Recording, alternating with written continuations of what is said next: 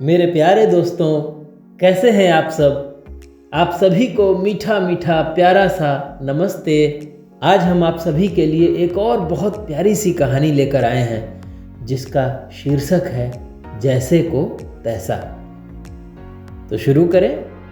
हाँ, याद आया कि अगर आपने हमारा चैनल सब्सक्राइब नहीं किया है तो तुरंत सब्सक्राइब कर लीजिए और साथ में घंटी का आइकन भी दबा दीजिएगा, जिससे आपको सारी कहानियों की नोटिफिकेशन अपने इनबॉक्स में मिल जाए। तो शुरू करते हैं कहानी जैसे को तैसा। एक जंगल था जिसमें बहुत सारे जानवर रहते थे।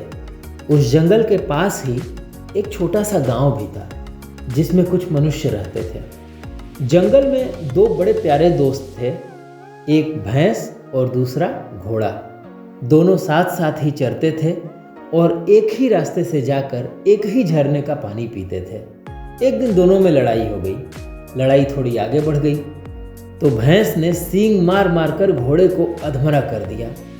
घोड़े ने यह देखा कि वह भैंस से जीत तो नहीं सकता, लेकिन उसके मन में ख्याल आ रहा था कि इसने मुझे मारा है ना, मुझे इससे बदला लेना चाहिए।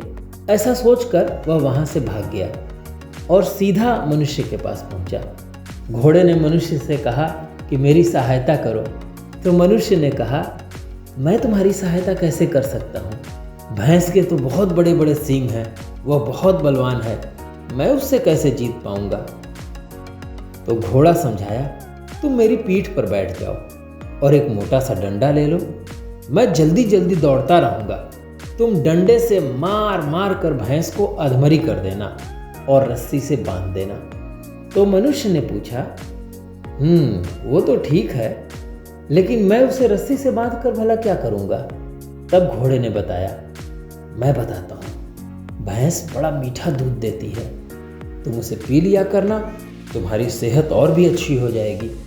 तब मनुष्य ने घोड़े की बात मान ली और वह घोड़े पर चढ़कर भैंस के पास पहुंचा और डंडे से भैंस को पीटना शुरू किया। बेचारी भैंस जब पिटते पिटते गिर पड़ी तब मनुष्य ने उसको बांध दिया। घोड़े ने काम समाप्त होने पर कहा, अब मुझे छोड़ दो, मैं चरने जाना चाहता हूं।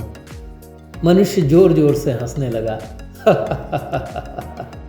उसने कहा, मैं तुमको भी बांध कर रखूंगा, मुझे नहीं पता था कि तुम मेरे चढ़ने के काम आ सकते हो। मैं भैंस का दूध पीऊंगा और तुम्हारे ऊपर चढ़कर दौड़ा करूंगा, तुम्हारी सवारी किया करूंगा। अब घोड़ा बहुत रोया, बहुत पछताया, लेकिन अब हो भी क्या सकता था। उसने भैंस के साथ जैसा किया वैसा ही फल उसे स्वयं भी भोगना पड़ा। इसीलिए कहा जाता है बच्चों कि कभी किसी का बुरा न सोचें। यदि आप किसी का बुरा सोचते हैं तो कहीं न कहीं उसी बुराई का फल आपको भी भोगना पड़ता है। तो कैसी लगी कहानी? अच्छी लगी? तुरंत चैनल सब्सक्राइब कर लीजिए और बेल आइकन पर क्लिक कर लीजिए। और हाँ, अपने दोस्तों से यह कहानी शेयर करना मत भूलिएगा। आपके साथ साथ आपके दोस्तों के पास भी तो अच्छी कहानी पहुंचनी चाहिए ना। ठीक है दोस्तों, फिर मिलेंगे एक नई इससे भी खूबसूरत कहानी के साथ। तब तक के लिए नमस्ते।